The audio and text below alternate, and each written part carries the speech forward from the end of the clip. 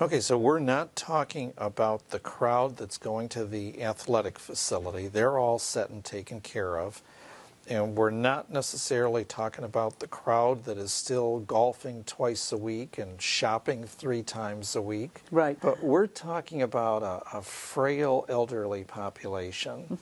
And not necessarily one in a nursing home or an assisted living home. They're at home. They're at home. Maybe they're getting Meals on Wheels. Maybe they're getting home health aid. Maybe they're getting some help with bathing. We like to be able to find them and tell them about this. Or maybe they're just on their own and they're watching this show. And they have a relative who's got a computer and they can go on and they can look up the Administration on Aging, and they can go in there and they can find this program, or they can contact Partners in Care Foundation. So we're going to show people how they can access healthy moves. Right. During the course of this show. Right. So you're looking at a population that we all want to be in some respects. We want to stay in our home. Yes.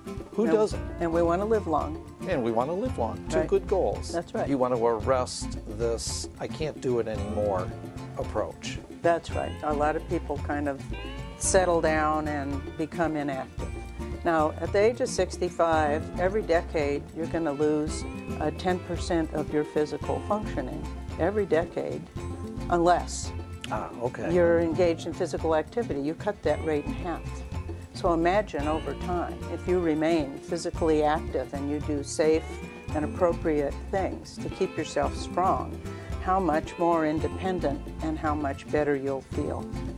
The research on this program showed that these very small, this is only a few exercises, arm curls, point and flex, walking in place, if you can, sit to stand.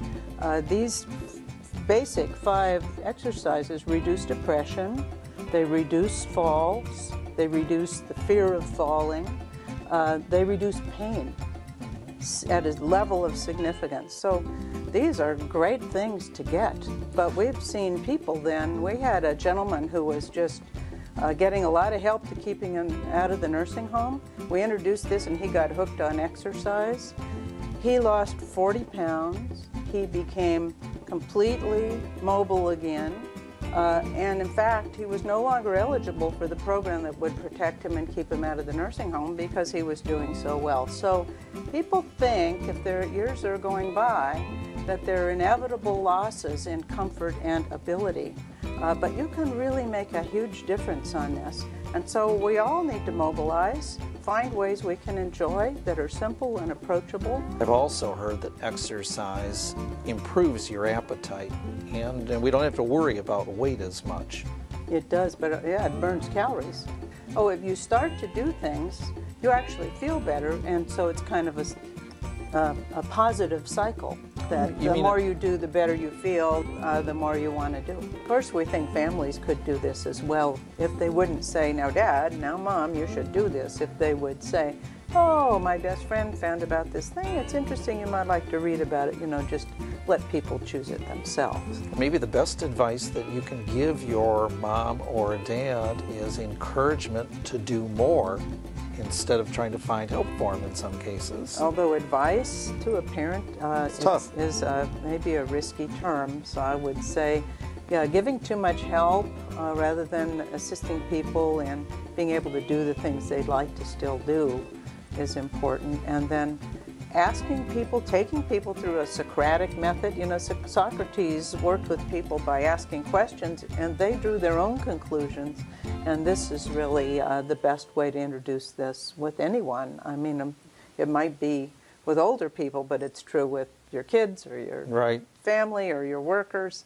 Engaging people in thinking through what makes sense and how could they do it in a practical way is very important. So if I was concerned about my dad alone in his house, not getting out, not taking care of himself, I could go online and find out this program. And would I be able to find out kind of this motivational interview process as well?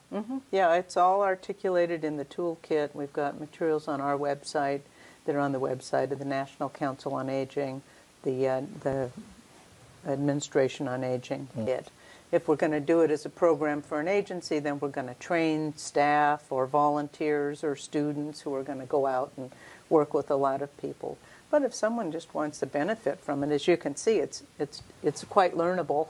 It's not hard to do. And you can download all these illustrations, which have color pictures of each exercise, and the red flags that say, oh, if you do this, you get radiating pain, stop, talk to your doctor, don't. So they give you kind of things that say you shouldn't do this, and then all the ways to do it. You saved me from asking a question about danger zones. So you do identify sort of the red alerts yes, as exactly well. right.